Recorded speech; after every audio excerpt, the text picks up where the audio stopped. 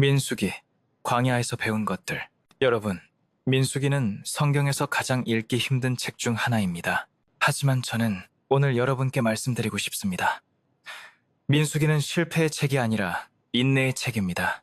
민수기는 하나님이 끝까지 포기하지 않으시는 이야기입니다. 백성이 수없이 실패해도, 배신해도, 원망해도 하나님은 계속 함께 하십니다. 민수기의 원래 히브리어 제목은 베미드바르입니다. 광야에서라는 뜻입니다.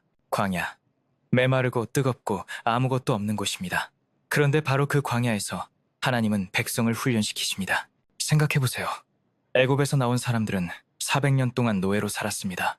그들의 정체성은 바로의 종이었어요. 그들은 자유인으로 사는 법을 몰랐습니다.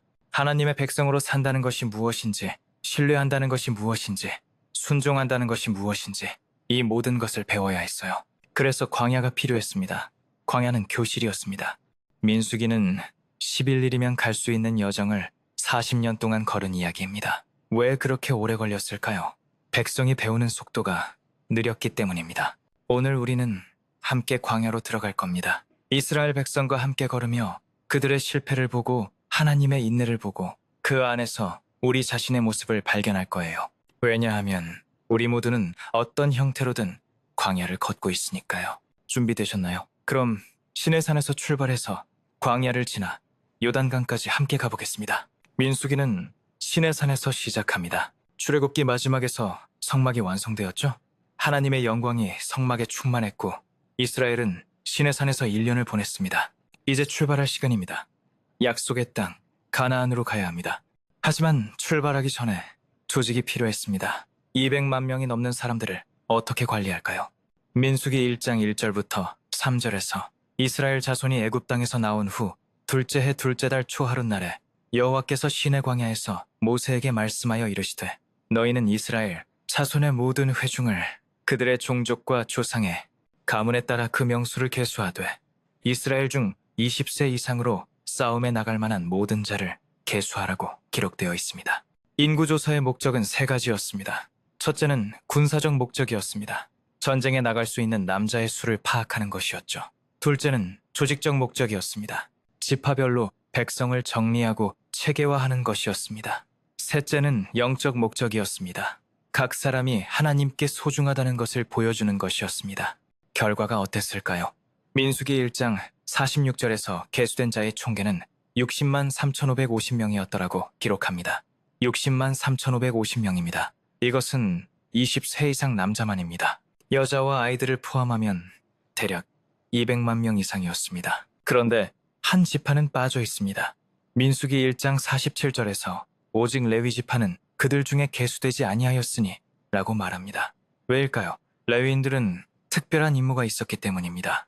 레위인들은 특별한 역할을 맡았습니다. 민수기 1장 50절에서 레위인은 증거막과 그 모든 기구와 그 모든 부속품을 맡아 관리하라고 명령하십니다. 레위인들은 성막을 담당했습니다. 성막을 세우고 성막을 철거하고 성막을 운반하고 성막을 지키는 모든 일을 했습니다. 이것은 영적인 일이었습니다. 거룩한 것들을 다루는 일이었죠. 민수기 1장 51절은 다른 사람이 가까이 하면 죽임을 당할 것이니라 고 경고합니다. 성막은 함부로 만질 수 없었습니다. 레위인만 다룰 수 있었어요. 왜 이렇게 엄격했을까요? 하나님의 거룩함을 가르치기 위해서입니다. 거룩한 것은 구별되어야 한다는 것을 보여주는 것이었습니다. 하나님은 이스라엘 진영을 어떻게 배치할지도 명확히 정하셨습니다. 상상해보세요.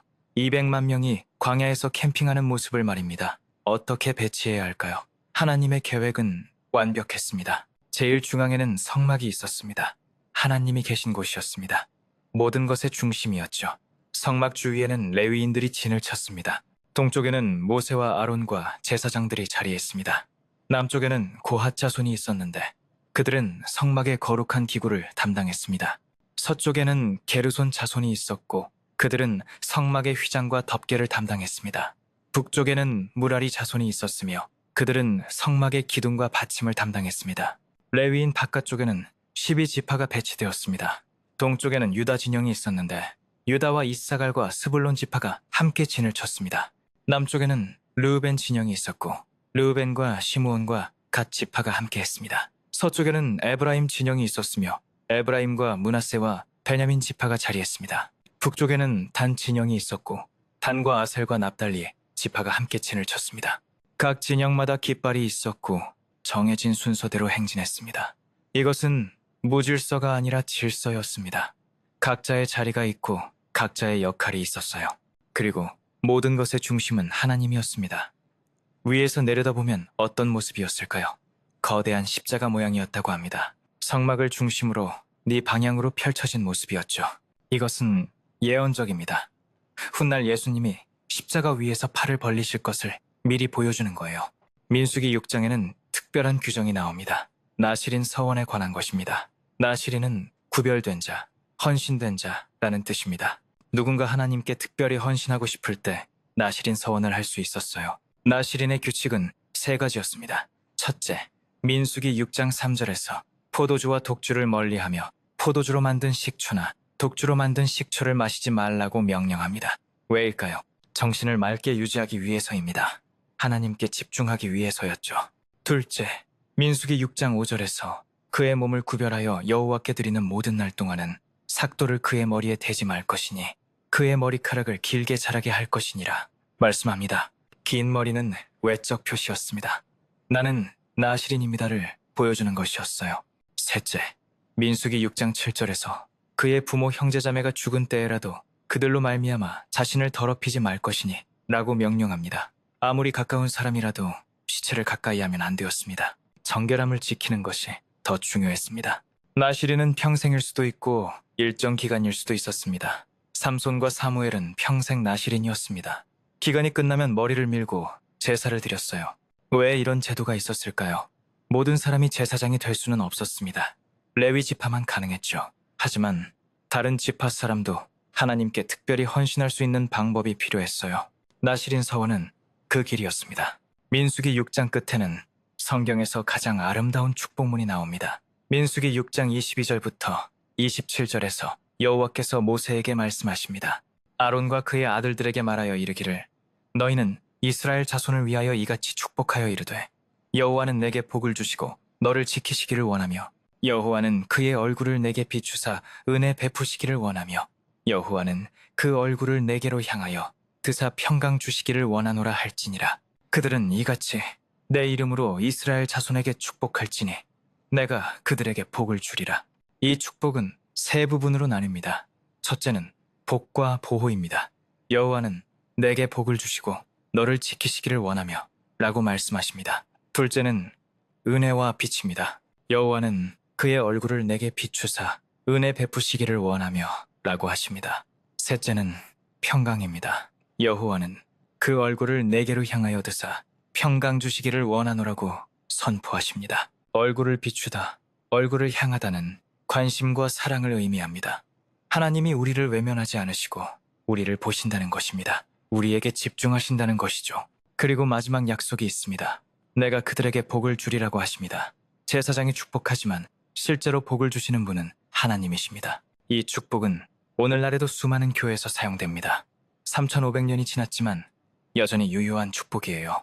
민수기 7장은 성경에서 가장 긴 장 중 하나입니다. 89절이나 됩니다. 무슨 내용일까요? 지파 지도자들이 성막 봉헌 예물을 드리는 내용입니다. 그런데 특이한 것은 똑같은 내용이 12번 반복된다는 겁니다. 민수기 7장 12절부터 13절에서 첫째 날에는 유다 지파의 나손이 헌물을 드렸으니 은 접시가 하나요, 은 바리가 하나요, 금 접시가 하나요 라고 기록합니다. 민수기 7장 18절부터 19절에서 둘째 날에는 이사갈의 지도자 느다넬이 헌물을 드렸으니 은 접시가 하나요, 은 바리가 하나요 라고 또 기록합니다. 왜 이렇게 반복할까요? 한 번만 쓰고 나머지 지파도 같았더라 하면 안 되나요? 아닙니다. 하나님은 각 지파를 다 기록하셨어요. 왜일까요? 각 지파가 소중하기 때문입니다. 각 지도자가 중요하기 때문이에요. 비록 드린 예물이 똑같아도 하나님은 각자의 헌신을 다 보셨고 다 기억하셨습니다. 이것은 우리에게 가르칩니다. 하나님은 우리 각자를 개별적으로 보신다는 것입니다. 우리는 군중 속의 하나가 아니라 하나님께 소중한 개인이라는 것이죠. 당신의 헌신, 당신의 예배, 당신의 봉사를 하나님은 다 기록하십니다. 드디어 출발할 시간이 되었습니다. 민수기 10장 11절에서 둘째 해 둘째 달 스무날에 구름이 증거막에서 떠오르매 라고 기록합니다. 구름이 움직였습니다. 이것은 신호였어요. 이제 떠나라는 신호였습니다. 그들은 시내산을 떠났습니다. 약속의 땅을 향해서 말입니다. 시내산에서 가나안까지 직선거리로는 약 400km입니다. 보통 걸으면 열흘에서 2주일이면 충분합니다. 하지만 그들은 40년이 걸렸습니다. 왜 그랬을까요? 그것이 민수기의 이야기입니다. 출발하기 전 모세는 장인에게 부탁했습니다. 모세의 장인은 이드로의 아들 호밥이었습니다. 민수기 10장 29절과 31절에서 모세가 말합니다. 우리가 여호와께서 이스라엘에게 주리라고 말씀하신 곳으로 가나이다. 우리와 함께 가시면 여호와께서 우리에게 주시는 복을 당신에게도 나누어 드리리이다. 당신은 우리가 광야에서 어디에 진칠지를 아시고 우리의 눈이 되어주소서. 호밥은 광야를 잘 아는 사람이었어요. 미디안 사람이었으니까요. 광야 생존 전문가였죠. 모세는 당신이 우리 눈이 되어주세요 라고 했습니다. 이것은 겸손입니다. 모세는 하나님의 인도를 받았지만 동시에 사람의 도움도 구했어요. 신앙과 실용성이 함께 가는 겁니다. 이스라엘이 행진할 때 순서가 있었습니다. 제일 먼저 유다 진영이 동쪽에서 앞장섰습니다. 그 다음에는 성막의 게르손과 무라리 자손이 따라갔는데 그들은 성막의 틀과 덮개를 운반했습니다. 세 번째로 르우벤 진영이 남쪽에서 진행했습니다. 네 번째로 성막의 고앗 자손이 거룩한 기구를 운반했습니다. 다섯 번째로 에브라임 진영이 서쪽에서 따라갔습니다. 마지막으로 단 진영이 북쪽에서 후미를 지켰습니다. 왜 이 순서일까요? 유다가 앞장서는 것은 메시아가 유다 지파에서 나올 것이기 때문입니다. 리더십의 역할이었어요. 게르손과 무라리가 먼저 가는 것은 다음 진영지에 도착하면 성막을 먼저 세워야 하기 때문입니다. 골조를 먼저 세우는 거죠. 고아지 중간에 오는 것은 그들이 도착했을 때 성막이 이미 준비되어 있도록 하기 위함입니다. 거룩한 기구를 안전하게 배치하는 거예요. 단이 후미에 오는 것은 나고자를 챙기기 위함입니다. 모든 것이 계획되어 있었습니다. 하나님의 계획은 세밀했어요. 출발할 때마다 제사장들은 은나팔을 불었습니다. 민수기 10장 2절에서 은으로 나팔 둘을 만들되 그것으로 회중을 소집하며 진영을 출발시킬 것이라고 명령하십니다. 나팔 소리에 따라 백성이 움직였어요. 한 번 길게 불면 회중을 모으라는 신호였습니다. 두 번 짧게 불면 진영을 출발하라는 신호였습니다. 다른 소리로 불면 전쟁 신호였습니다. 나팔은 의사소통 도구였습니다. 200만 명에게 동시에 알리는 방법이었죠. 신약에서 바울은 고린도전서 15장 52절에서 이렇게 말합니다. 나팔이 마지막에 울릴 것이니 죽은 자들이 썩지 아니할 것으로 다시 살아나고 라고 말합니다. 은나팔은 예수님의 재림을 예표합니다. 민수기 9장 17절부터 23절에서 구름과 불기둥에 대해 기록합니다. 구름이 성막에서 떠오를 때에는 이스라엘 자손이 그 모든 행진하는 길에 앞으로 나아갔고 구름이 떠오르지 않을 때에는 떠오르는 날까지 나아가지 아니하였으며 낮에는 여호와의 구름이 성막 위에 있고 밤에는 불이 그 구름 가운데에 있었습니다. 구름이 머물면 멈추고 구름이 움직이면 따라갔습니다. 이틀을 머무를 때도 있고 한 달을 머무를 때도 있고 1년을 머무를 때도 있었어요. 그들은 자기 계획대로 갈 수 없었습니다. 하나님의 인도를 따라야 했죠. 이것은 순종의 훈련이었습니다. 우리도 마찬가지입니다. 우리 계획보다 하나님의 인도를 따라야 해요. 때로는 멈추라고 하실 때 기다려야 하고 때로는 가라고 하실 때 나아가야 합니다. 그런데 출발한 지 얼마 안 돼요. 문제가 시작됩니다. 민수기 11장 1절에서 백성이 여호와의 귀에 들리도록 악한 말로 원망하며 여호와께서 들으시고 진노하사 여호와의 불이 그들 중에 붙어서 진영 끝을 사르니 라고 기록합니다. 뭐가 문제였을까요? 성경은 구체적으로 말하지 않습니다. 그냥 원망했다고만 해요. 아마 여정이 힘들었을 겁니다. 더웠고 먼지가 많았고 지쳤을 거예요.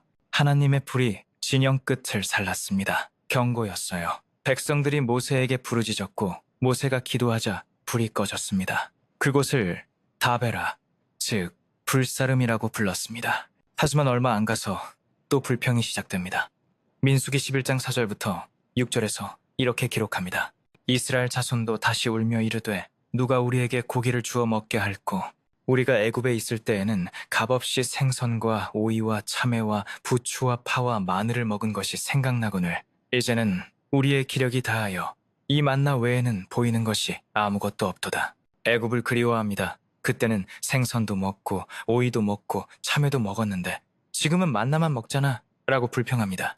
노예 생활을 미화하고 있습니다. 실제로는 채찍 맞고 벽돌 만들던 비참한 삶이었는데 이제 와서는 좋았다고 하네요. 만나는 하늘에서 내려주시는 기적의 양식이었어요. 매일 신선하게 필요한 만큼 내려주셨습니다. 그런데 실증이 났습니다. 이 만나 외에는 아무것도 없다고 불평합니다. 인간의 본성입니다. 가진 것에 감사하기보다 없는 것을 불평하죠. 이번에는 모세도 힘들어했습니다. 민수기 11장 11절부터 15절에서 모세가 여호와께 여쭙니다. 주께서 어찌하여 종을 괴롭게 하시나이까? 어찌하여 이 모든 백성의 짐을 내게 지우시나이까? 이 모든 백성이 내게서 난 것이니까. 주께서 내게 이같이 행하실진대 구하옵나니 나를 죽이사 내가 나의 곤경을 보지 않게 하옵소서. 모세가 번아웃되었습니다. 지쳐버린 거예요. 차라리 죽여주세요 라고 말합니다. 리더도 한계가 있습니다. 모세 같은 위대한 지도자도 감당하기 힘든 때가 있어요. 하나님의 해결책이 있었습니다. 민수기 11장 16절부터 17절에서 말씀하십니다. 이스라엘 장로들 중 70인을 모으고 내가 거기 강림하여 내게 말하리니 내게 임한 영을 그들에게도 임하게 하리니 그들이 너와 함께 백성의 짐을 담당하고 라고 하십니다. 리더십을 분산시키는 겁니다.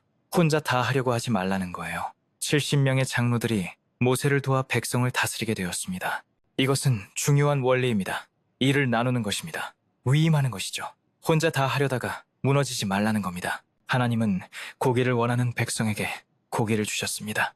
민수기 11장 31절에서 여호와께서 바다에서 메추라기를 몰아 진영 곁 이쪽 저쪽 곧 진영 사방으로 각기 하루길 되는 지면 위 2규빗쯤에 내리게 하시니 라고 기록합니다. 메추라기가 엄청나게 많이 왔습니다. 땅 위 약 90cm 높이로 쌓일 정도로 많았습니다. 백성들은 밤낮으로 메추라기를 모았어요.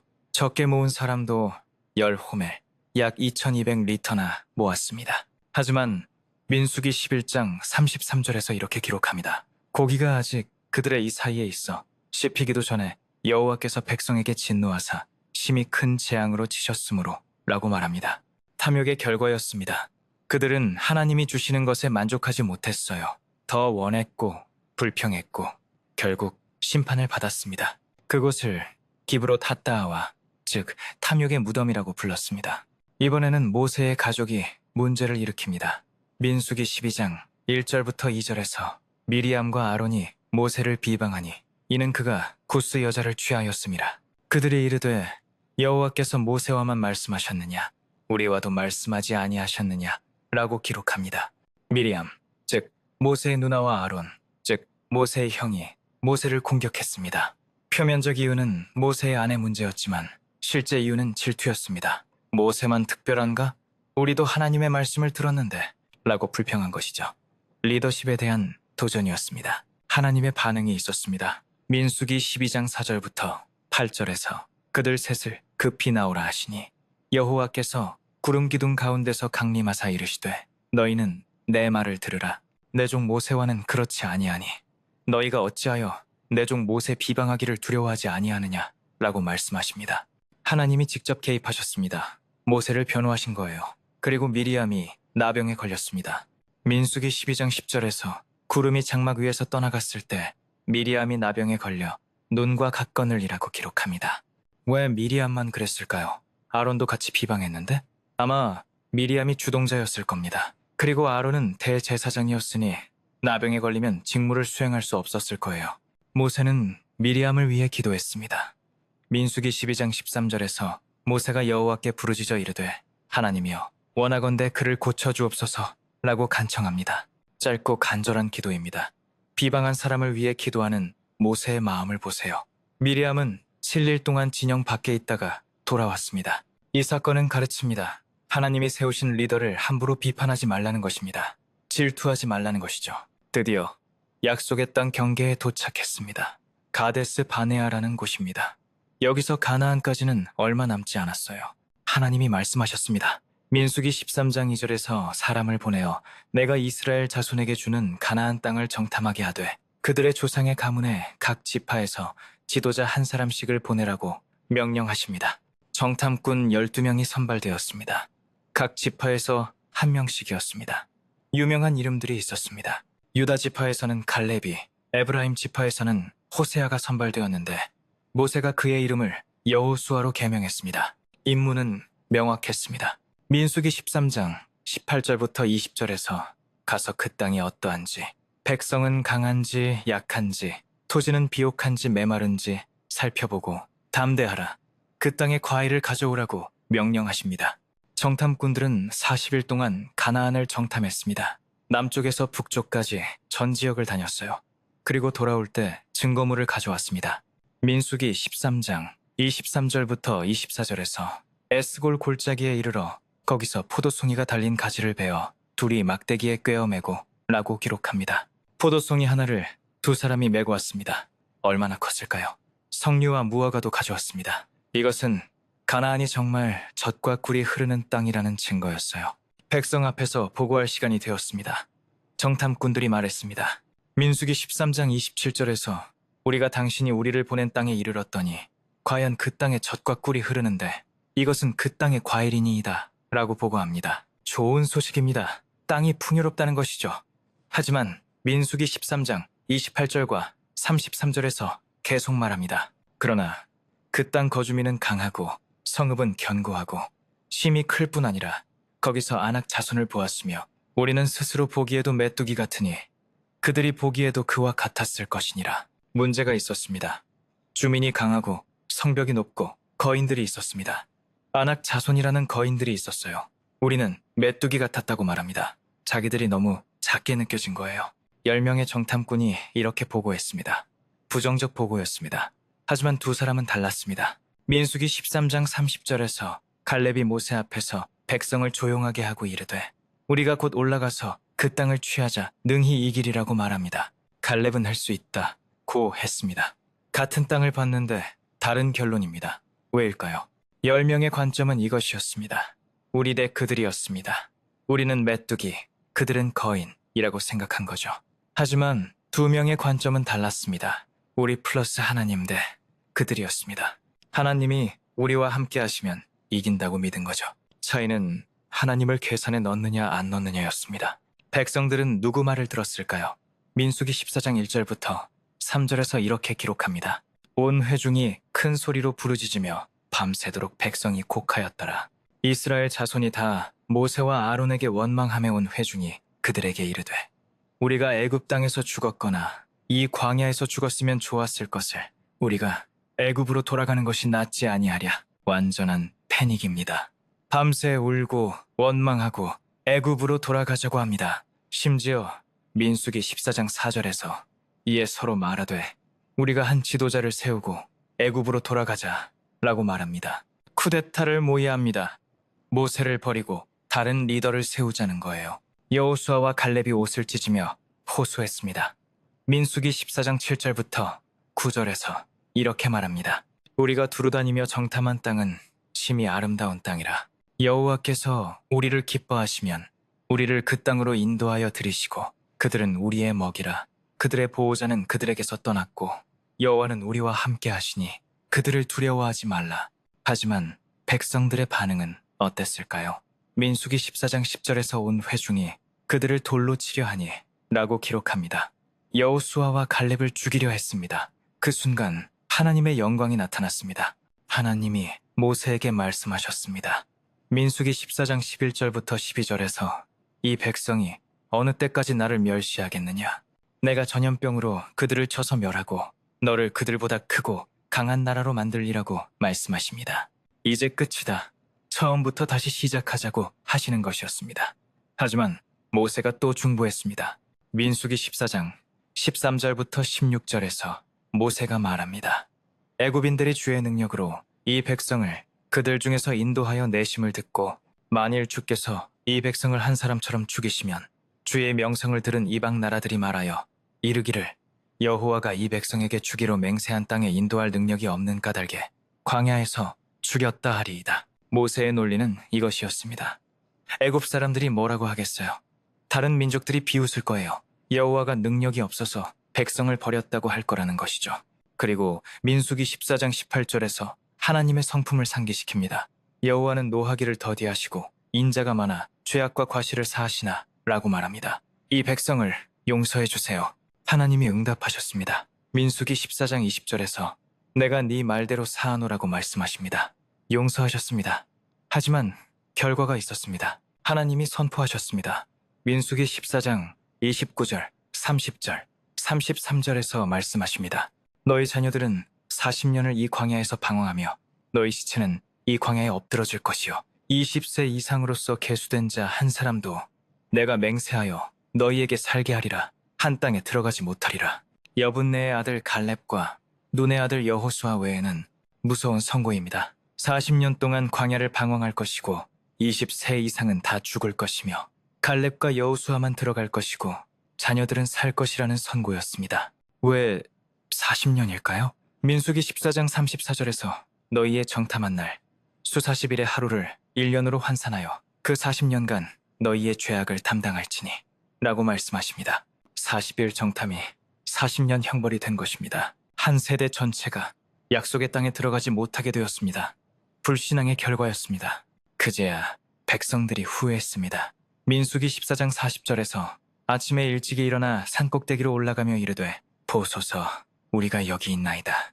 우리가 여호와께서 허락하신 곳으로 올라가리니 우리가 범죄하였음이니이다 라고 말합니다. 이제 믿습니다. 올라가겠습니다 라고 말하는 것이죠. 하지만 모세가 말했습니다. 민수기 14장 41절부터 42절에서 너희가 어찌하여 여호와의 명령을 어기느냐? 이 일이 형통하지 못하리라. 여호와께서 너희 중에 계시지 아니하니 올라가지 말라고 경고합니다. 때가 지났습니다. 하나님이 가지 말라고 하실 때는 가면 안 됩니다. 하지만 그들은 고집을 부렸습니다.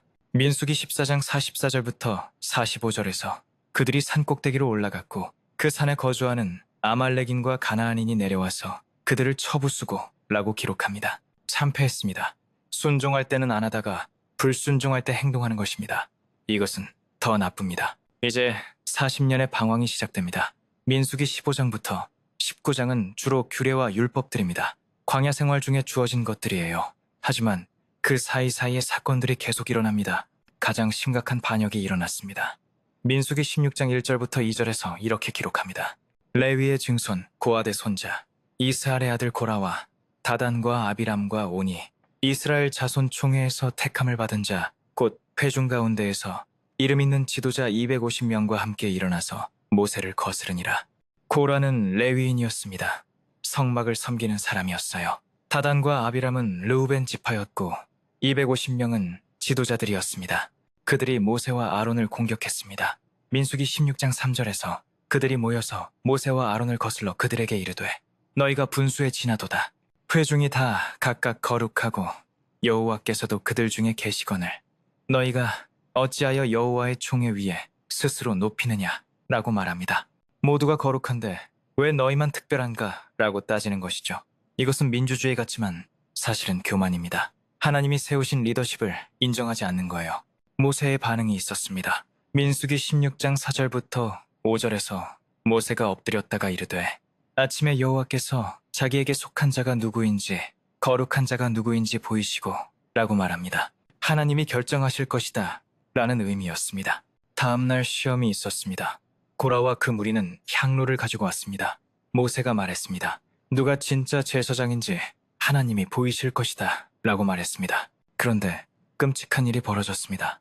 민수기 16장 31절부터 33절에서 이렇게 기록합니다. 모세가 말을 마치자마자 그들의 아랫땅이 갈라지니 그들과 그들에게 속한 모든 사람과 모든 재물이 산채로 수올에 빠지며 땅이 그 위에 덮이니 그들이 회중 가운데서 망하니라. 땅이 입을 벌려 삼켰습니다. 고라와 다단과 아비람 그리고 그들의 가족들이 산채로 땅속으로 들어갔어요.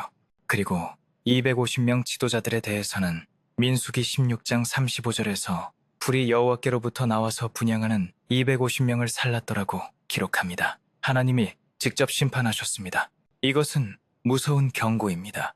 하나님이 세우신 권위를 거역하지 말라는 경고였습니다. 그런데 놀랍게도 다음 날입니다. 민수기 16장 41절에서 이튿날 이스라엘 자손의 온 회중이 모세와 아론을 원망하여 이르되 너희가 여호와의 백성을 죽였도다 라고 말합니다. 너희가 죽였다고 비난합니다. 방금 하나님의 심판을 받는데 벌써 잊었어요. 모세와 아론 탓으로 돌리는 겁니다. 하나님의 진노가 터졌습니다. 민수기 16장 42절과 46절에서 여호와의 영광이 나타나며 전염병이 회중에게 시작되었더라고 기록합니다. 사람들이 죽기 시작했습니다. 모세가 아론에게 급히 말했습니다. 민수기 16장 46절에서 너는 향로를 가져다가 제단의 불을 그것에 담고 그 위에 향을 피워가지고 급히 회중에게로 가서 그들을 위하여 속죄하라고 명령합니다. 아론이 달려갔습니다. 향로를 들고 죽은 자와 산자 사이에 섰어요. 민수기 16장 48절에서 아론이 백성을 위하여 속죄하고 죽은 자와 산자 사이에 섬의 전염병이 그치니라 고 기록합니다. 제사장이 중보자로서 섰습니다. 그제야 전염병이 멈췄어요. 하지만 이미 14,700명이 죽었습니다. 제사장 직분에 대한 논란을 끝내기 위해 하나님은 표적을 주셨습니다. 각 지파에서 지팡이 하나씩을 가져오라고 하셨어요. 총 12개입니다. 각 지팡이에는 지파 이름을 새겼습니다.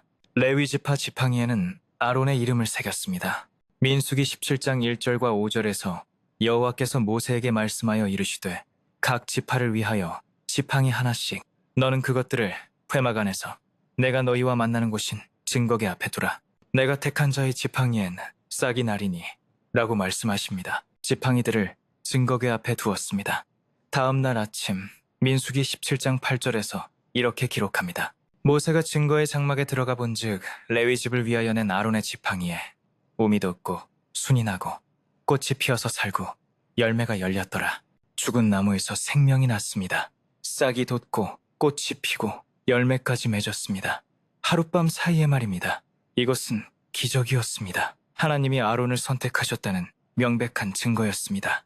민수기 17장 10절에서 여호와께서 모세에게 이르시되 아론의 지팡이는 증거계 앞으로 도로 가져다가 반역한 자에 대한 표징으로 간직하여 그들로 내게 대한 원망을 그치고 죽지 않게 할지니라고 말씀하십니다.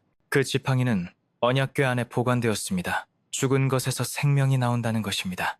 이것은 부활을 상징합니다. 예수님의 부활을 가리키는 그림자예요. 민수기 19장에는 이상한 의식이 나옵니다. 빨간 암송아지 의식입니다. 민수기 19장 2절에서 이스라엘 자손에게 일러서 온전하여 흠이 없고 아직 멍에 매지 아니한 빨간 암송아지를 내게 끌어오게 하고 라고 명령하십니다. 완전히 빨간 암송아지입니다. 털 하나도 다른 색이 없어야 했어요. 극히 드물었습니다. 그 암송아지를 진영 밖에서 잡아 태웠습니다. 그리고 재를 모아서 보관했어요. 이 재는 정결의식에 사용되었습니다. 부정하게 된 사람, 예를 들어 시체를 만진 사람은 이 재를 물에 타서 불임을 받아야 깨끗해질 수 있었습니다. 히브리서 9장 13절부터 14절에서 이렇게 설명합니다. 염소와 황소의 피와 및 암송아지의 재를 부정한 자에게 뿌려 그 육체를 정결하게 하여 거룩하게 하거든. 하물며 영원하신 성령으로 말미암아 흠없는 자기를 하나님께 드린 그리스도의 피가 어찌 너희 양심을 죽은 행실에서 깨끗하게 하고 살아계신 하나님을 섬기게 하지 못하겠느냐. 빨간 암송아지는 그리스도를 가리킵니다. 진영 밖에서 죽으시고 그 피로 우리를 깨끗하게 하시는 분을 말합니다. 40년이 거의 끝나갈 무렵 슬픈 일이 일어났습니다. 민수기 20장 1절에서 이스라엘 자손의 온 회중이 첫째 달의 신광야에 이르러서 미리암이 거기서 죽음에 거기에 장사되니라 고 기록합니다. 모세의 누나 미리암이 죽었습니다. 성경은 짧게 기록하지만 이것은 큰 상실이었을 겁니다. 미리암은 모세를 구한 사람이었고 홍해를 건넌 후 찬양을 이끈 사람이었어요. 이제 옛 세대가 하나씩 떠나가고 있었습니다. 그리고 또 물 문제가 생겼습니다. 민수기 20장 2절과 5절에서 이렇게 기록합니다. 회중이 물이 없음으로 모여서 모세와 아론을 공박하니라. 너희가 어찌하여 우리를 이 나쁜 곳으로 인도하여 올렸느냐. 이곳에는 물도 없도다. 또 원망입니다. 40년이 지났는데 여전히 원망하네요. 하나님이 모세에게 말씀하셨습니다. 민수기 20장 8절에서 지팡이를 가지고 네 형 아론과 함께 회중을 모으고 그들의 목전에서 너희는 반석에게 명령하여 물을 내라 하라고 하십니다. 반석에게 명령하라고 하십니다. 말로만 하라는 겁니다. 하지만 모세는 어떻게 했을까요? 민수기 20장 11절에서 모세가 그의 손을 들어 그의 지팡이로 반석을 2번 치니 물이 많이 솟아나오므로 회중과 그들의 짐승이 마시니라 고 기록합니다. 반석을 쳤습니다. 2번이나 말입니다. 하나님의 반응이 있었습니다. 민수기 20장 12절에서 여호와께서 모세와 아론에게 이르시되 너희가 나를 믿지 아니하고 이스라엘 자손의 목전에서 내 거룩함을 나타내지 아니한 고로 너희는 이 회중을 내가 그들에게 준 땅으로 인도하여 드리지 못하리라고 선고하십니다. 무서운 선고입니다. 모세와 아론 둘 다 약속의 땅에 들어가지 못할 것입니다. 모세의 죄가 뭐였을까요? 첫째는 불순종이었습니다. 명령하라고 했는데 졌습니다. 둘째는 분노였습니다. 민수기 20장 10절에서 패역한 너희여 들으라. 우리가 너희를 위하여 이 반석에서 물을 내랴 라고 화를 내며 말했어요. 셋째는 영광도용이었습니다. 우리가 물을 내랴 라고 말하며 마치 자기들 능력인 것처럼 말했습니다. 그리고 상징적으로도 문제가 있었습니다. 출애굽기 17장에서 모세가 반석을 쳤을 때 그것은 그리스도가 치심을 받는 것을 상징했습니다. 한 번 치면 됩니다. 두 번째는 치지 말고 말만 해야 했어요. 그리스도는 한 번 죽으시면 됩니다. 다시 치면 안 돼요. 모세는 40년을 헌신했습니다. 백성을 위해 몸바쳐 일했어요. 하지만 한 번의 실수로 약속의 땅에 들어가지 못하게 되었습니다. 이것은 무섭습니다. 리더에게는 더 큰 책임이 따른다는 것을 보여줍니다. 얼마 후 아론도 죽었습니다. 민수기 20장 27절부터 28절에서 호르산에서 여호와의 명령을 따라 아론이 죽으니 때는 40년 다섯째 달 초하룻날이라. 아론이 호르산 꼭대기에서 죽을 때 나이는 123세였더라고 기록합니다. 모세가 아론의 제사장 옷을 벗겨 그의 아들 엘르아살에게 입혔습니다. 직분이 전수되는 거예요. 민수기 20장 28절부터 29절에서 아론이 산 꼭대기에서 죽으니 온 회중 곧 이스라엘 온 족속이 아론을 위하여 30일 동안 애곡하였더라고 기록합니다. 백성이 30일 동안 슬퍼했습니다. 미리암이 죽고 아론이 죽었습니다. 옛 세대가 떠나가고 있었어요. 여정은 계속되었습니다. 그리고 또 불평이 시작됩니다. 민수기 21장 5절에서 백성이 하나님과 모세를 향하여 원망하되 어찌하여 우리를 애굽에서 인도해내어 이 광야에서 죽게 하는가. 이곳에는 먹을 것도 없고 물도 없도다. 우리 마음이 이 하찮은 음식을 싫어하노라고 말합니다. 하찮은 음식은 만나를 말합니다. 하늘에서 내려주시는 양식을 하찮다고 하네요. 하나님의 심판이 있었습니다. 민수기 21장 6절에서 여호와께서 불뱀들을 백성 중에 보내어 백성을 물게 하시니 이스라엘 백성 중에 죽은 자가 많은지라 고 기록합니다. 불뱀, 즉 독사들이 진영에 들어왔습니다.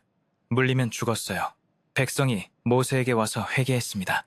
민수기 21장 7절에서 우리가 여호와와 당신을 향하여 말한 것이 죄가 되었나이다. 여호와께 기도하여 이 뱀들을 우리에게서 떠나게 하소서라고 간청합니다. 하나님의 해결책이 있었습니다. 민수기 21장 8절에서 여호와께서 모세에게 이르시되 불뱀을 만들어 장대 위에 매달라 물린 자마다 그것을 보면 살리라고 말씀하십니다. 뭇으로 뱀을 만들어 장대에 매달았습니다. 뱀에 물린 사람이 그 뭇뱀을 쳐다보면 살았어요. 이상하지 않나요? 뱀에 물렸는데 뱀을 보라고 하시다니요? 하지만 이것은 믿음의 행동이었습니다. 하나님의 말씀을 믿고 순종하는 것이었죠. 예수님은 이것을 자신에게 적용하셨습니다. 요한복음 3장 14절부터 15절에서 모세가 광야에서 뱀을 든 것 같이 인자도 들려야 하리니 이는 그를 믿는 자마다 영생을 얻게 하려 하심이니라 고 말씀하셨습니다. 룻뱀이 십자가를 가리킵니다. 뱀은 죄를 상징하고 룻뱀을 보는 것은 십자가의 예수님을 믿는 것이며 치유는 구원을 의미합니다. 죄에 물린 우리는 십자가를 바라봄으로 삽니다. 이스라엘이 모압 평지에 도착했습니다. 요단강 건너편입니다. 거의 다 왔어요. 모압 왕 발락이 이스라엘을 보고 두려워했습니다. 민수기 22장 3절부터 4절에서 모압이 이스라엘 백성이 많음으로 말미암아 심히 두려워하고 미디안 장로들에게 이르되 이제 이 무리가 소가밭에 풀을 뜯어먹듯이 우리 사방에 있는 것을 다 뜯어먹으리로다 라고 말합니다. 발락은 군사력으로 이길 수 없다고 생각했습니다. 그래서 다른 방법을 선택했어요. 저주였습니다. 그는 발람이라는 선지자를 불렀습니다. 발람은 유명한 선지자였습니다. 그의 축복과 저주가 효력이 있다고 알려져 있었어요. 발락이 사람을 보내 말했습니다. 민수기 22장 5절부터 6절에서 한 백성이 애굽에서 나왔는데 와서 나를 위하여 이 백성을 저주하라. 그들은 나보다 강하니 당신이 축복하는 자는 복을 받고 당신이 저주하는 자는 저주를 받을 줄을 내가 투민이이다 라고 요청합니다. 큰 보상을 약속했습니다. 발람은 하나님께 물었어요. 하나님이 말씀하셨습니다. 민수기 22장 12절에서 너는 그들과 함께 가지도 말고 그 백성을 저주하지도 말라. 그들은 복을 받은 자들이니라. 고 말씀하십니다. 명확합니다. 가지 말라, 저주하지 말라는 명령이었습니다. 발람이 사신들에게 말했습니다. 민수기 22장 13절에서 여호와께서 나와 함께 가기를 허락하지 아니하시니 가지 못하겠노라고 대답합니다. 발락이 다시 사람을 보냈습니다. 이번에는 더 높은 직급의 사람들이었습니다. 더 큰 보상을 약속하며 말했습니다. 발람이 대답했습니다. 민수기 22장 18절에서 발락이 그의 집에 가득한 은금을 내게 준다 할지라도 내가 여호와 내 하나님의 말씀을 어겨 덜하거나 더하지 못하겠노라고 말합니다. 좋은 대답 같죠? 하지만 그는 또 물어봤어요. 하나님께 다시 여쭤보겠습니다. 라고 말했습니다. 이미 대답을 들었는데 다시 묻는 것입니다. 이것은 마음이 이미 기울었다는 증거입니다. 하나님이 말씀하셨습니다. 민수기 22장 20절에서 그 사람들이 너를 부르러 왔거든 일어나 그들과 함께 가라. 그러나 내가 내게 이르는 말만 준행할지니라 고 말씀하십니다. 허락하셨습니다. 하지만 조건부입니다. 내 말만 하라는 조건이었습니다. 발람은 기뻐하며 나귀를 타고 갔습니다. 그런데 길에서 이상한 일이 일어났습니다. 민수기 22장 22절부터 23절에서 여호와의 사자가 그를 막으려고 칼을 빼어 손에 들고 길에 서니라. 나귀가 여호와의 사자가 길에 선 것을 보고 길에서 벗어나 밭으로 들어간지라고 기록합니다. 나귀가 천사를 봤습니다. 하지만 발람은 못 봤어요. 발람이 나귀를 때렸습니다. 또 천사가 나타났고 나귀가 벽에 붙어 발람의 발을 눌렀습니다. 발람이 또 때렸어요. 세 번째로 천사가 나타나자 나귀가 주저앉아 버렸습니다. 발람이 지팡이로 나귀를 때렸습니다. 그러자 민수기 22장 28절에서 여호와께서 나귀 입을 여시니 나귀가 발람에게 이르되 내가 당신에게 무엇을 하였기에 나를 이같이 3번을 때리느냐 라고 말합니다. 나귀가 말했습니다. 발람이 대답합니다. 네가 나를 거역하기 때문이라. 내 손에 칼이 있었다면 곧 너를 죽였으리라고 말합니다. 나귀가 반박합니다. 민수기 22장 30절에서 나는 네가 오늘까지 네 일생 동안 타던 나귀가 아니냐. 내가 일찍이 내게 이같이 하는 행습이 있었더냐고 말합니다. 맞는 말입니다. 그제야 하나님이 발람의 눈을 여셨습니다. 천사가 보였어요. 천사가 말했습니다. 민수기 22장 32절부터 33절에서 네가 어찌하여 네 나귀를 이같이 3번 때렸느냐. 보라, 네 길이 내 앞에 패역함으로 내가 너를 막으려고 나왔더니 나귀가 나를 보고 이같이 3번을 돌이켜 내 앞에서 피하였느니라. 나귀가 만일 돌이켜 나를 피하지 아니하였더라면 내가 벌써 너를 죽이고 나귀는 살렸으리라고 말합니다. 나귀가 발람을 구한 겁니다. 발람이 회개했습니다. 내가 범죄하였나이다. 주께서 이를 기뻐하지 아니하시면 내가 돌아가겠나이다. 라고 말합니다. 천사가 말했습니다. 가되 내가 내게 이르는 말만 말할지니라고 명령합니다. 이 이야기는 무엇을 가르칩니까? 돈에 눈먼 선지자는 나귀보다 못하다는 것입니다. 나귀도 천사를 봤는데 선지자는 못 봤어요. 탐욕이 영적 눈을 멀게 합니다.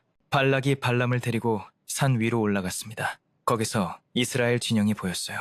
발락이 말했습니다. 저주하세요. 발람이 입을 열었습니다. 그런데 민수기 23장 8절과 20절에서 이렇게 말합니다. 내가 저주하지 않은 자를 어찌 저주하며 여호와께서 꾸짖지 않으신 자를 어찌 꾸짖을꼬. 복을 받으라 하심을 내가 받았으니 그가 하신 복을 내가 돌이킬 수 없도다. 저주가 아니라 축복이 나왔습니다. 발락이 화를 냈습니다. 내가 원수를 저주하라고 데려왔는데 축복을 하다니 라고 말합니다. 발람이 대답했습니다. 민수기 23장 12절에서 여호와께서 내 입에 주신 말씀 그것을 내가 말할 수밖에 없지 아니하니이까 라고 말합니다. 발락이 다른 장소로 데려갔습니다. 여기서는 저주하실 수 있을 거야 라고 생각한 것이죠. 하지만 또 축복이 나왔습니다. 민수기 23장 19절에서 하나님은 사람이 아니시니 거짓말을 하지 않으시고 어찌 그 말씀을 행하지 않으시랴고 선포합니다. 세 번째 시도가 있었습니다. 발람이 이스라엘을 바라보고 말했습니다. 민수기 24장 5절과 17절에서 이렇게 예언합니다. 야곱이여, 내 장막이 어찌 그리 아름다운고 이스라엘이여, 내 거처가 어찌 그리 화려한고. 한 별이 야곱에게서 나오며 한 규가 이스라엘에게서 일어나서 라고 말합니다. 이것은 메시아 예언입니다. 한 별은 예수님을 가리켜요. 발람은 저주하려고 왔다가 예언자가 되어버렸습니다. 하나님은 저주를 축복으로 바꾸셨습니다. 신명기 23장 5절에서 이렇게 요약합니다. 네 하나님 여호와께서 너를 사랑하심으로 네 하나님 여호와께서 발람의 말을 듣지 아니하시고 네 하나님 여호와께서 그 저주를 바꾸어 복이 되게 하셨느니라. 이스라엘은 복된 백성입니다. 누구도 저주할 수 없어요. 하나님이 지키시니까요. 하지만 이야기는 여기서 끝나지 않습니다. 발람은 돈을 포기하지 않았어요. 저주로는 안 되니까 다른 방법을 제시했습니다. 이스라엘을 패배시키려면 그들이 스스로 하나님을 떠나게 하세요. 그들을 유혹하세요. 라고 조언한 것이죠. 민수기 25장 1절부터 3절에서 이렇게 기록합니다. 이스라엘이 시딤에 머물러 있더니 그 백성이 모압 여자들과 음행하기를 시작하니라. 그 여자들이 자기 신들에게 제사할 때에 백성을 청하매 백성이 먹고 그들의 신들에게 절함으로 이스라엘이 바알보올에게 속하매 라고 기록합니다. 성적 유혹과 우상 숭배였습니다. 모압 여자들이 이스라엘 남자들을 유혹했고 우상 제사에 참여하게 만들었어요. 이것이 발람의 꾀였습니다. 하나님이 진노하셨습니다. 전염병이 왔고 2만 4천 명이 죽었습니다. 한 이스라엘 남자가 미디안 여자를 데리고 들어오는 것을 비느하스가 보았습니다. 비느하스는 대제사장 엘루아살의 아들이었습니다. 비느하스가 창을 들고 그들을 찔러 죽였습니다. 그제야 전염병이 그쳤습니다. 하나님이 비느하스를 칭찬하셨습니다. 민수기 25장 11절부터 12절에서 비느하스가 이스라엘 자손 중에서 내 질투로 질투하여 나의 질투로 그들을 진멸하지 않게 하였도다. 그러므로 말하라. 내가 그에게 나의 평화의 언약을 주리니 라고 말씀하십니다. 발람은 나중에 전쟁에서 죽었습니다. 베드로후서 2장 15절에서 베드로는 발람을 이렇게 평가합니다. 그들이 발람의 길을 따르는도다. 발람은 불의의 맺을 사랑하다가 라고 말합니다. 발람은 경고입니다. 재능이 있고 하나님을 안다고 해도 탐욕에 빠지면 멸망한다는 것을 보여줍니다. 40년이 거의 끝났습니다. 옛 세대는 거의 다 죽었어요. 이제 새로운 세대가 일어났습니다. 하나님이 모세에게 명령하셨습니다. 민수기 26장 2절에서 너는 20세 이상으로 이스라엘에서 싸움에 나갈 만한 자를 계수하라고 말씀하십니다. 두 번째 인구조사입니다. 결과는 민수기 26장 51절에서 60만 1730명이라고 기록합니다. 첫 번째 인구조사의 60만 3550명과 비슷합니다. 거의 같은 수예요. 하지만 사람들은 완전히 바뀌었습니다. 민수기 26장 64절부터 65절에서 이렇게 기록합니다. 이들은 모세와 아론이 신의 광야에서 계수한 이스라엘 자손 중에는 한 사람도 들지 못하였으니 이는 여호와께서 그들에게 대하여 말씀하시기를 그들이 반드시 광야에서 죽으리라 하셨음이라. 그러므로 여분네의 아들 갈렙과 눈의 아들 여호수아 외에는 한 사람도 남지 아니하였더라. 갈렙과 여호수아를 제외하고는 완전히 새로운 세대입니다.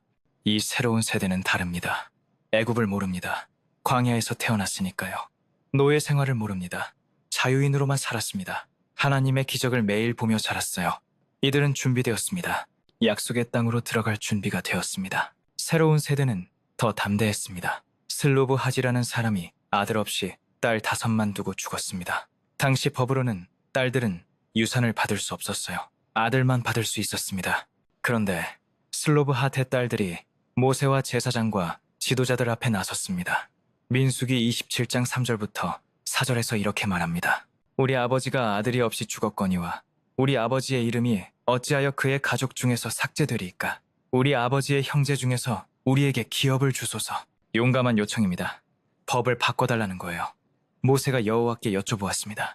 하나님이 대답하셨습니다. 민수기 27장 7절에서 슬로브 핫 딸들의 말이 옳도다. 너는 반드시 그들의 아버지의 형제 중에서 그들에게 기업을 주어받게 하되 그들의 아버지의 기업을 그들에게 돌릴지니라고 말씀하십니다. 법이 바뀌었습니다. 이것은 혁명적입니다. 여성의 권리를 인정한 거예요. 3500년 전의 말입니다. 새로운 세대는 정의를 구했고 하나님은 응답하셨습니다. 이제 리더십 전환이 필요했습니다. 모세는 약속의 땅에 들어갈 수 없었어요.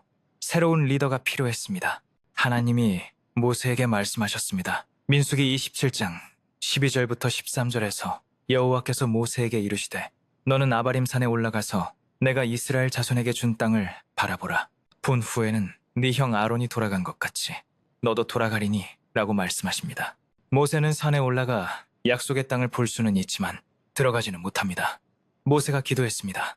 민수기 27장 16절부터 17절에서 여호와 모든 육체의 생명의 하나님이시여 원하건대 한 사람을 이 회중 위에 세워서 그로 그들 앞에 출입하며 그들을 인도하여 출입하게 하사 여호와의 회중이 목자 없는 양과 같이 되지 않게 하옵소서 라고 기도합니다. 자기 자신을 위해서가 아니라 백성을 위해 기도합니다. 진정한 목자의 마음입니다. 하나님이 대답하셨습니다. 민수기 27장 18절과 20절에서 여호와께서 모세에게 이르시되 눈의 아들 여호수아는 그 안에 영이 머무는 자니 너는 그를 데려다가 그에게 안수하고 네가 그에게 네 존귀를 돌려 이스라엘 자손의 온 회중이 그에게 복종하게 할지니라고 말씀하십니다. 여호수아가 차기 지도자로 임명되었습니다. 모세가 여호수아에게 안수했습니다. 축복하고 권위를 전수하는 거예요. 여호수아는 준비된 사람이었습니다. 40년 동안 모세를 보좌했어요. 정탐꾼으로 갔을 때 믿음의 보고를 했죠. 전쟁을 이끌었습니다. 하나님께 헌신되어 있었어요. 세대 교체가 이루어졌습니다. 르우벤 지파와 갓 지파, 므낫세 반 지파가 모세에게 요청했습니다. 민수기 32장 4절부터 5절에서 이 땅은 가축의 땅이요 주의 종들에게는 가축이 있나이다.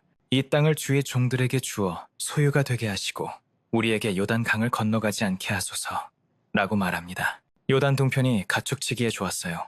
그래서 거기 정착하고 싶다는 겁니다. 모세가 화를 냈습니다.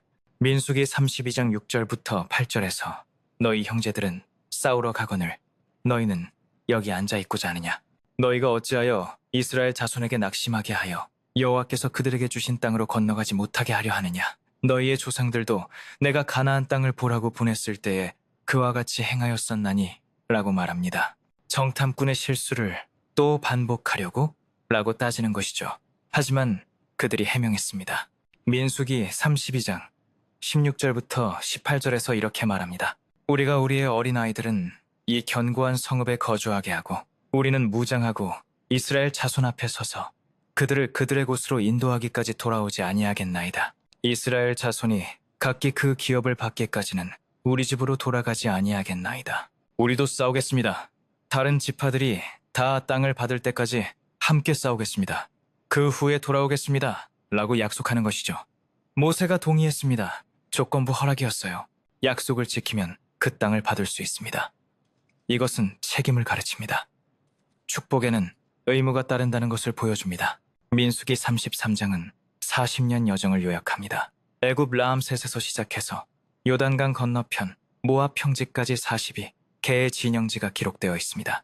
각 장소마다 이름이 기록되어 있습니다. 하나님은 기억하십니다. 모든 여정을, 모든 장소를 기억하십니다. 우리 인생도 마찬가지입니다.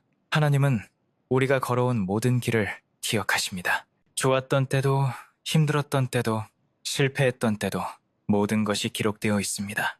민수기는 끝났습니다. 백성들은 요단강 건너편에 있습니다. 약속의 땅이 눈앞에 보여요. 11일이면 갈 수 있었던 여정을 40년 걸렸습니다. 이제 우리는 물어야 합니다. 민수기가 우리에게 주는 메시지가 무엇일까요? 첫째, 불신앙의 대가는 크다는 것입니다. 정탐꾼 사건이 가르칩니다. 10명의 정탐꾼은 똑같은 것을 봤습니다. 풍요로운 땅, 강한 적을 보았죠. 하지만 결론이 달랐어요. 10명은 우리는 메뚜기 같다, 못 이긴다고 말했습니다. 2명은 하나님이 함께 하시면 이긴다고 말했습니다. 백성은 10명을 믿었습니다. 결과는 어땠습니까? 한 세대가 광야에서 죽었습니다. 불신앙은 하나님을 모욕하는 겁니다. 당신은 능력이 없다고 말하는 거예요. 신앙은 상황을 보되 하나님도 함께 보는 겁니다. 둘째, 원망은 치명적이다는 것입니다. 민수기에 원망이 몇 번 나올까요? 셀 수 없을 정도로 많습니다. 물이 없다고 원망하고 음식이 지겹다고 원망하고 리더를 원망했습니다. 하지만 원망은 단순한 불평이 아닙니다. 원망은 하나님을 향한 것입니다. 출애굽기 16장 8절에서 너희의 원망은 우리를 향한 것이 아니요 여호와를 향한 것이니라 고 말씀하십니다. 원망은 하나님의 선하심을 의심하는 겁니다. 원망의 결과는 심각했어요. 전염병, 불, 죽음이 왔습니다. 감사의 중요성을 배웁니다. 가진 것에 감사하라는 것입니다. 셋째, 리더십은 하나님이 세우신다는 것입니다. 고라의 반역이 가르칩니다. 하나님이 세우신 리더를 거역하지 말라는 것이죠. 물론 리더도 완벽하지 않습니다. 모세도 실수했어요. 하지만 판단은 하나님께 맡겨야 합니다. 우리가 할 일은 기도하고 순종하는 것입니다. 넷째, 죄는 결과를 낳는다는 것입니다. 모세가 반석을 친 사건을 보세요. 40년 헌신했습니다. 하지만 한 번의 불순종으로 약속의 땅에 들어가지 못했어요. 이것은 무섭습니다. 리더에게는 더 큰 책임이 따릅니다. 누가복음 12장 48절에서 물은 많이 받은 자에게는 많이 요구할 것이요. 라고 말씀하십니다. 하지만 동시에 은혜도 봅니다. 모세는 벌을 받았지만 버림받지는 않았어요. 여전히 하나님의 사랑받는 종이었습니다. 신명기 34장에서 모세는 죽었고 하나님이 친히 장사하셨습니다. 그리고 나중에 변화산에서 예수님과 함께 나타났어요. 마태복음 17장에 나오죠. 죄는 결과를 낳지만 하나님의 사랑은 변하지 않습니다. 다섯째, 하나님은 신실하시다는 것입니다. 백성이 수없이 실패했습니다. 원망하고 반역하고 우상을 숭배하고 음행했습니다. 하나님은 심판하셨습니다. 하지만 포기하지 않으셨어요. 계속 인도하셨습니다. 만나를 주시고 물을 주시고 보호하셨어요. 구름 기둥과 불 기둥이 40년 내내 함께했습니다. 하나님의 신실함은 우리의 신실함에 달려있지 않습니다. 디모데후서 2장 13절에서 우리는 미쁨이 없을지라도 주는 항상 미쁘시니 자기를 부인하실 수 없으시리라고 말씀하십니다. 여섯째, 광야는 목적이 있다는 것입니다. 광야가 왜 필요했을까요? 노예의 근성을 버리기 위해서였습니다. 하나님을 의지하는 법을 배우기 위해서였습니다. 새로운 세대를 준비시키기 위해서였습니다. 광야는 형벌만이 아니었습니다. 훈련이었어요. 우리 인생에도 광야가 있습니다. 아무것도 없는 것 같고 메마르고 힘든 시기가 있습니다. 하지만 그곳에서 하나님을 가장 깊이 만납니다. 광야에서 만나를 먹고 광야에서 물을 마시고 광야에서 하나님의 임재를 경험합니다. 신명기 8장 2절부터 3절에서 이렇게 말씀하십니다. 네 하나님 여호와께서 이 40년 동안에 내게 광야길을 걷게 하신 것을 기억하라.